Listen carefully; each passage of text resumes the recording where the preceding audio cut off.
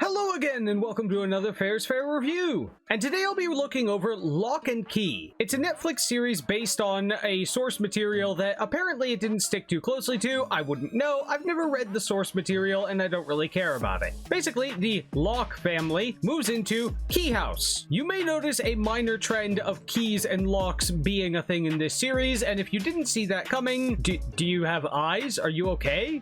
Did you hit your head? Do you need me to call someone? Do you remember who you are? But throughout the house are hidden magical keys that each have unique properties and what they're able to do. Now, normally this would just be a fuck around drama around magical keys, but luckily we do have an antagonist. A strange echo creature demon thing that wants to take the keys and use them for nefarious purposes. So it becomes humans versus an immortal demon. Now, normally this would be an incredibly quick battle as demon wins every time, but for reasons, the demon cannot physically take keys from anyone in the Locke family. It has to either be given them or another human has to take the key from the Locks and then give it to the demon. And I'd just like to get into that I really actually enjoy the magical system in this series. All of the keys have their own rules and their own ways they can be abused and some things they can't do.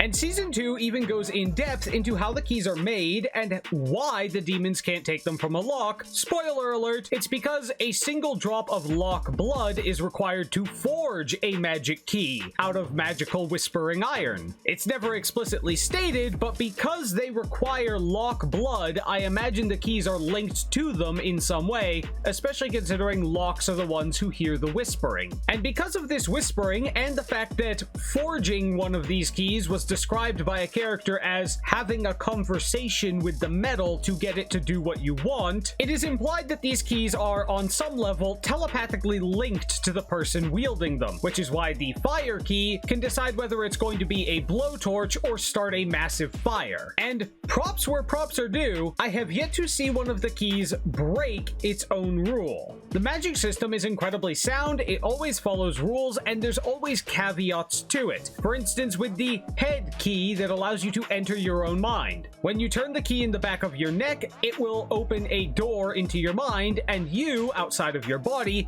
can walk into your own mind. You can also put a book in there, and you will have access to all the information on the book. And before someone says, why don't you throw in a cell phone and gain access to the entirety of human knowledge, do you really think there's Wi-Fi inside of magical headspace? The answer is no, there is not, therefore it wouldn't work that way. This comes with a caveat, however. I will try my best not to give you too many spoilers, but one character at one point walked into their own head, and someone else found them sitting there seemingly comatose. They tried to shake them awake, which shook the key out of their head. This causes a bit of an issue because their mind had walked into their head. And so now with the key gone, the door disappeared and their mind ended up trapped inside of their own head, which means they could not return to controlling their body in first person. They were trapped inside of their own mind. This is likely not an intention of the key, but it is how the key works, which is really important because it adds a limitation and a vulnerability to the keys. For instance, the ghost key lets you go through a door to become a ghost. The problem is if someone shuts the door behind you, you can't get back to your body. And this gets us to one of my first flaws with the series, and I'll go over flaws first.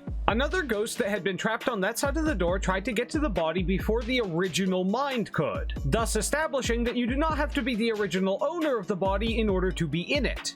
They both went through the door at the same time and had to fight for control of the body. How does the door know which one to expel when he slammed his head through it after that? And why would you make it a rule where someone else's ghost can go into your body anyway? It was weird that this was established because it was an issue that was raised during a crucial plot point, but didn't actually seem to push the plot anywhere. The person who tried to race back to his body to get back in it first had no reason to stick around there, so he was going back there anyway. So someone else trying to get there first didn't actually influence the plot in any way. It was a conflict that they brought up and solved in the same scene, established a rule that they didn't use, and didn't push the plot in any actual direction because it didn't change anything of what any of the characters were going to do. The person who originally owned the body was never going to go through that door again because he had found out that it would be of literal no use for them to do so. Which brings me to my next point. The person who tried to steal their body, who was a ghost on the other side, for some reason sat behind a bush watching this person's ghost until he was given a signal to go back to their body. Why would you need to do that? And it gave warning to the other person that you were about to try to do that. There's far too many instances of characters, especially bad guys, standing around and seeming to let things happen. Now, I understand that the demons cannot physically steal keys from someone of the Locke bloodline, but on several occasions, the bad guys seem to be in no actual rush to do anything when they really should be. Granted, these are not particularly long periods, like full inside-the-head soliloquy during a battle Naruto-style pauses,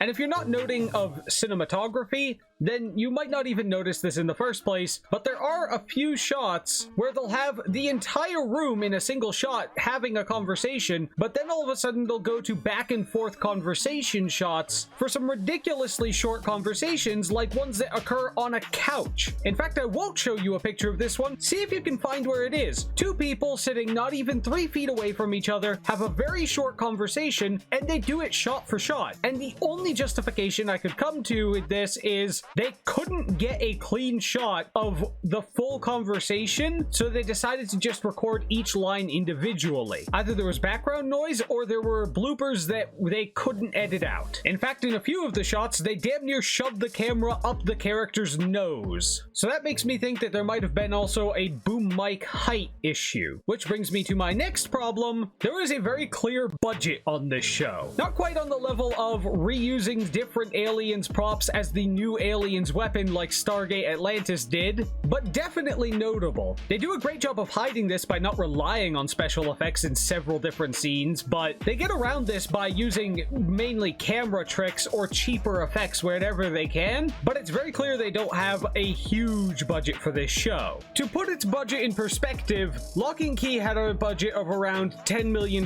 in its first season. The first season of Stranger Things was about $12 million per episode. That's not the writing's fault, but it is noteworthy, though some of my major complaints are in fact in the writing. Don't get me wrong, following the little kid's perspective through the house to set up the layout of the house was a creative way to get people a feel for the interior geometry of the building that you were going to set so much of your series in. But this child is literally plot convenience the character. So much of the plot relies on him finding the keys, and he is a driving point for so many goddamn plot points. But only the young can remember magic. Why? But I suppose they needed some kind of contrivance that would allow them to have the children be the focus of the story without the risk of competent adults getting involved, because if adults see something magic, they forget about it almost immediately once they look away. There is a way to preserve your memory, but they don't learn about that until the end of season 2. So instead we have plot contrivance, the character, the child. Now don't get me wrong, he's actually a decent actor for a child, and there aren't many good child actors, and certainly worlds better than a lot of the child actors I've seen out there. That's not putting the bar very high,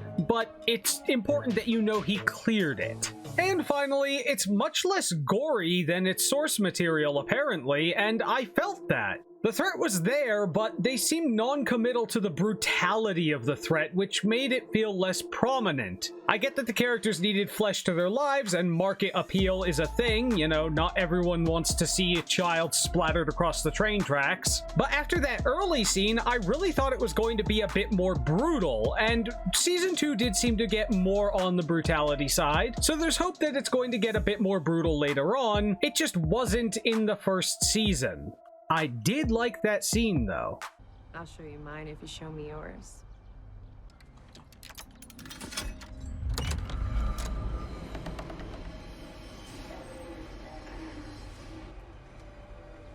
Whoa, what the hell? Hey!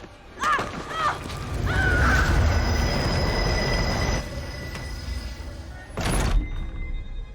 Does anybody else want to see?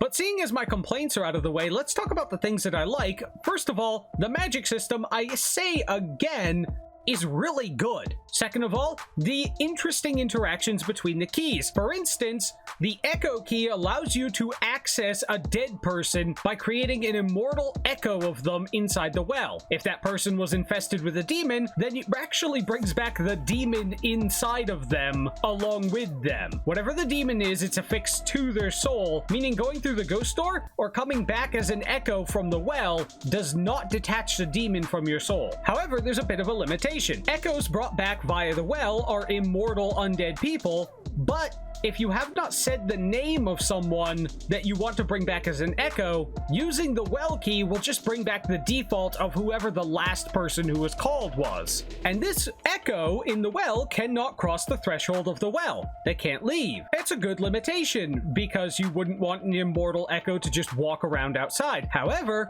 the anywhere key, which allows you to open any door into any other door that you've seen, can be used inside the well house to walk from the well house out through another door. And because you never technically crossed the threshold out of the well, the echo is now free out in the world and immortal. And that's where our primary antagonist in the first season gets out. An immortal demon echo. It cannot be killed, which gives it a, well, frankly, really interesting perspective on how to fight something that cannot be killed, but at the same time needs a Locke to willingly surrender the key to them or another human to steal it for them because the demon cannot take it from them. Oh yeah, that's another thing that I don't quite understand. Why are the Locks so important? Why do you need their blood in order to make a key? I get that you might not be able to take the key from them because their blood was used to make it, but why are Locks so important when it comes to the demons and the magic? Not a major question, but definitely one that I'm asking. Another interesting interaction with the keys is if you remove memories about magic before the age threshold via the head key and then put them back after said age, you can circumnavigate the memories being erased. Only issue is that your mind will refuse to comprehend the memories that you have just forced into it, and it really fucked him up mentally. This character went borderline insane because he now had memories in his head that his mind refused to accept, which honestly lends credence to why they don't use the head key more, because